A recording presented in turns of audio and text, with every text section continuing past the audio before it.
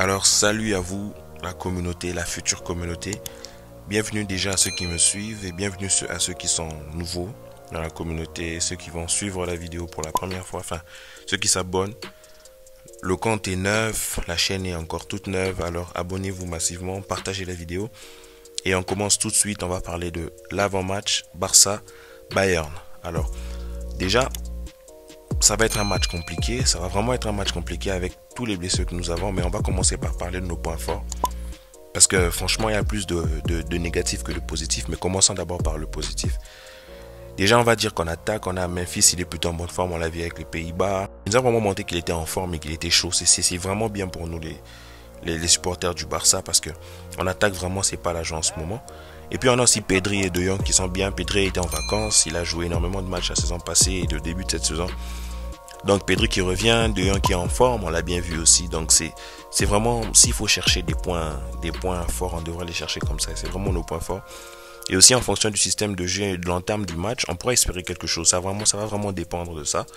On peut pas espérer grand chose si on est parti sur un mauvais système. Enfin, de mon point de vue, dans un mauvais système, ou bien si on a une entame de match vraiment catastrophique où on se fait bouffer dans le pressing, dans le contre-pressing, ça sera vraiment horrible. Bon, mais bon, voilà, il n'y a pas beaucoup de positifs comme vous l'avez remarqué. Maintenant, nos négatifs, nos mauvais points. Franchement, je commence tout de suite. Je pars de la défense.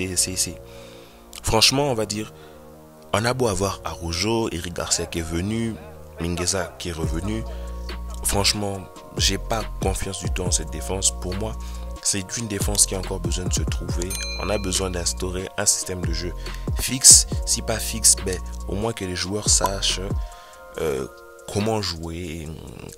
Je pense que de la même manière que des joueurs en attaque doivent savoir se trouver, combiner ensemble, de la même manière en défense, ben les défenseurs doivent savoir combiner, savoir chaque défenseur. Enfin, si on défend on est en 4-3-3, ben les deux défenseurs centraux doivent se connaître suffisamment bien pour savoir que mon point faible est là, mais mon point faible peut être pallié par son point fort, le point fort de mon pote juste à côté.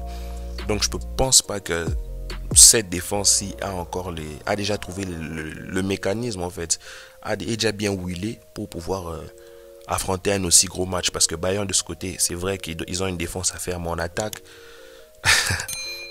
Donc, force à Araujo pour maintenir Lewandowski. Mais bon, je pense que notre gros point faible, c'est la défense. Parce que j'espère franchement, que Coman ne va pas nous mettre Piqué. Parce que je ne vois pas la logique. Certes, Piqué revient de blessure, mais le monsieur, il est déjà en retraite. Il a dépassé l'âge de la retraite. Il devrait se poser sur le côté et attendre, voir les autres passer, lui passer devant. Parce que en ce moment, on n'a plus trop le choix, quoi. Si tous les autres défenseurs étaient blessés, ça ne servirait quand même à rien de mettre Piqué. Franchement, je préférais De Jong en défense que Piqué. Mais je ne sais pas comment on est capable de le mettre en défense. Je ne sais pas pourquoi. Il y a Dest et Alba qui sont blessés. Et même s'ils n'étaient pas blessés, moi j'ai tendance à dire que même s'ils n'étaient pas blessés, Dest et Alba, franchement, c'est léger. Pour défendre contre une équipe comme le Bayern, c'est léger. Franchement, j'étais content de l'arrivée d'Emerson. Je me disais, c'est quand même un défenseur assez dur sur l'homme et tout. Il pourrait quand même compenser le déficit qu'on pouvait avoir avec Dest dans certains matchs musclés, mais il est parti. Maintenant, reste avec Mingueza qui pourra jouer ce rôle-là. Et Sergio Roberto, je trouve quand même que Sergio Roberto, c'est encore plus léger que Dest, franchement. Donc, Dest et Alba sont déjà...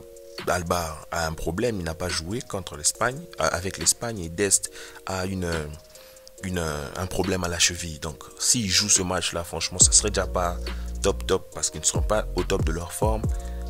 Et s'ils ne le jouent pas, on n'a pas beaucoup d'options. Donc franchement, notre défense est décimée, notre attaque est décimée. Mais bon, ce n'est que le début de la Ligue des Champions, vraiment. Donc on aura le temps de rattraper tous les blessés. Mais même quand les blessés reviendront, je trouve qu'on devrait vraiment consolider notre défense et apprendre aux défenseurs comment il fait un défenseur. Donc il y a quand même des conseils à donner parce que je trouve qu'en défense, c'est trop léger.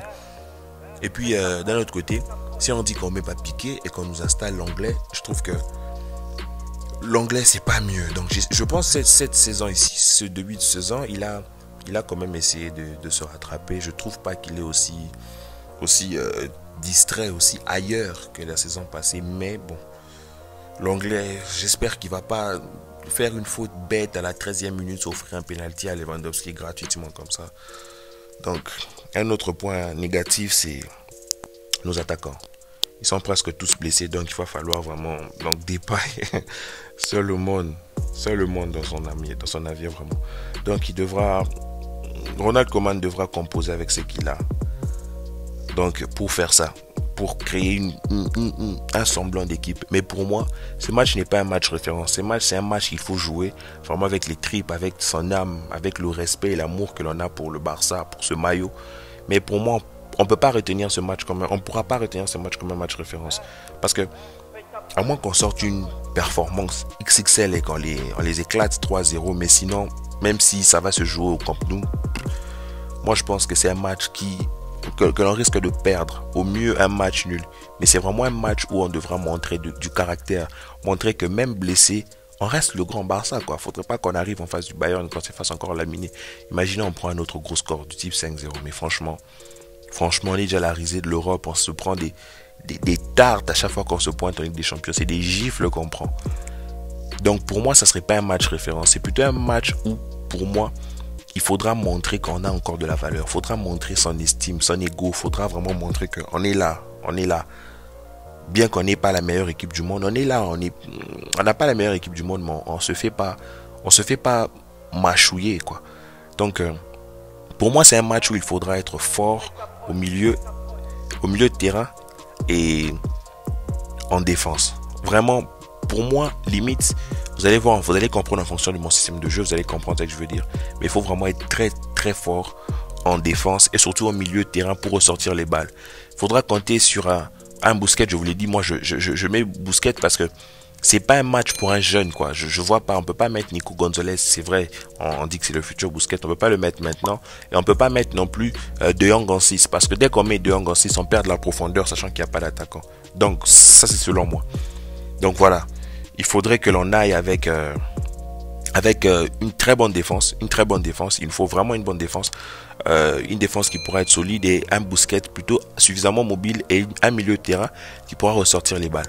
Parce que si on n'arrive pas à ressortir les balles, en tout cas, c'est là que le Bayern va nous attendre. Un pressing monstrueux, donc il court de partout, il faut que l'on ait un milieu de terrain solide qui pourra ressortir les balles. Pour moi, ça sera ça le plus important. Un milieu de terrain solide qui pourra ressortir les balles. Pas un milieu, il ne faut pas que l'on ait une équipe coupée en deux.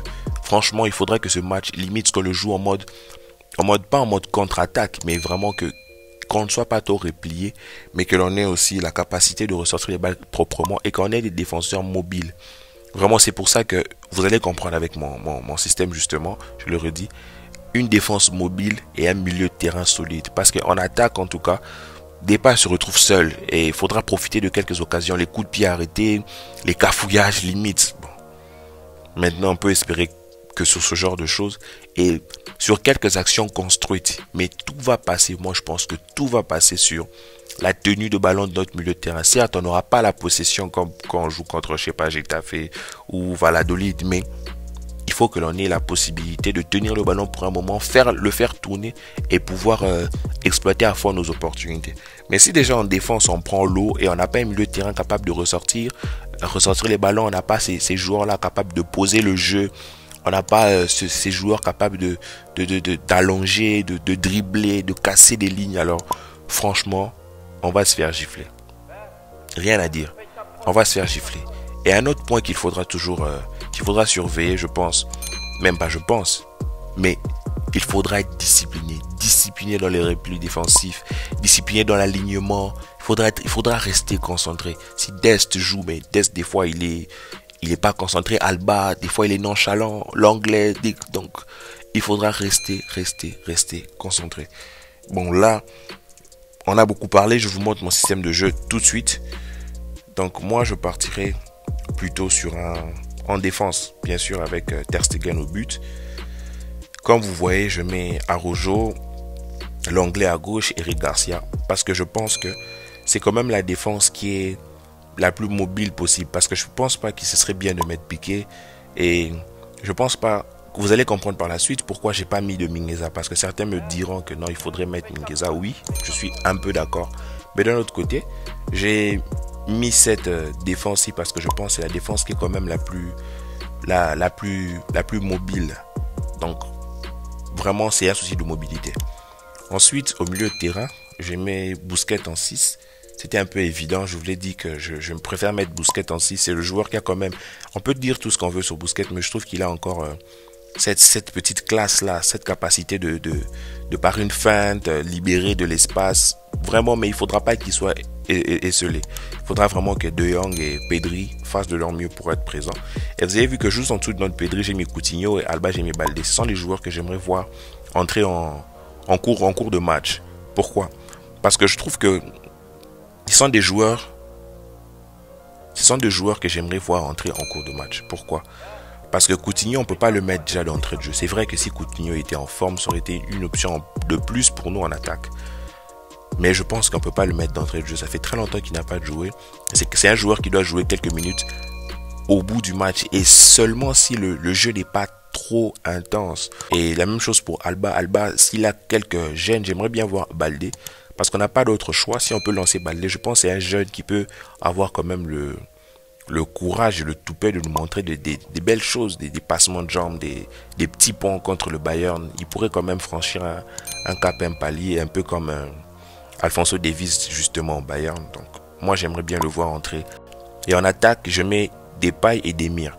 Parce qu'on n'a pas vraiment le choix de toutes les façons. Mais comme vous avez vu en tout Demir, j'ai mis Luc de Jong. Pourquoi? Parce que je pense qu'à un moment donné du match, Demir sera cramé. Depay, je pense, il peut tenir le match en entier, mais Demir, je pense, ça va cramer. Il est jeune, il n'a pas beaucoup joué avec son pays en sélection, et je pense pas qu'il pourra garder, en fait, la lucidité tout le match durant. Donc, je pense qu'on commence peut-être avec un Demir. Donc, Demir, je pense que c'est un joueur qui pourra peut-être pas garder toute sa lucidité pendant toute sa lucidité, pardon. Ah, je vais y arriver. Pendant tout le match. Donc, il faudrait peut-être le sortir pour le remplacer par Luc de Jong, parce que dans les dernières minutes, quand il ne restera plus que 30 minutes ou 20 minutes, en ce moment-là, tout le monde sera un peu fatigué. Donc, on pourra plus exploiter le jeu lent, les coups de pied arrêtés. Et un joueur comme Luc de Jong, qui est quand même grand de taille, j'ai vu qu'il mesure à peu près 1m94, si je ne me trompe pas. Pour les déviations en dernière minute, ce genre de choses qui pourraient nous permettre de gratter quelques minutes. Et pourquoi pas de marquer sur un coup de pied arrêté ou autre. Donc, pour moi, je partirais plus avec ce 11-là. Ça, c'est dans le cas où Dest ne pourrait pas être là. Mais bon, si Dest doit jouer, voilà mon 11. Je mettrais bien Dest et à la place de l'anglais, je mettrais Mingueza. Parce que Mingueza, je trouve qu'il peut aussi jouer à ce poste-là. Et il défend quand même bien, il s'est pressé. Même si je trouve que des fois, il y va un peu trop fort. Il a ses mains un peu posées tout le temps sur les joueurs. Donc, voilà, j'aimerais bien voir Coutinho, comme je vous ai dit. Peut-être un peu Gavi en fonction du match. Mais bon, j'espère juste que ça ne sera pas une nouvelle honte et qu'on ne sera pas là sur les réseaux sociaux en train de tailler de nouveau le Barça. On verra le 11 de Ronald Koeman. Je sens qu'on aura des petites surprises, mais bon. Visca Barça.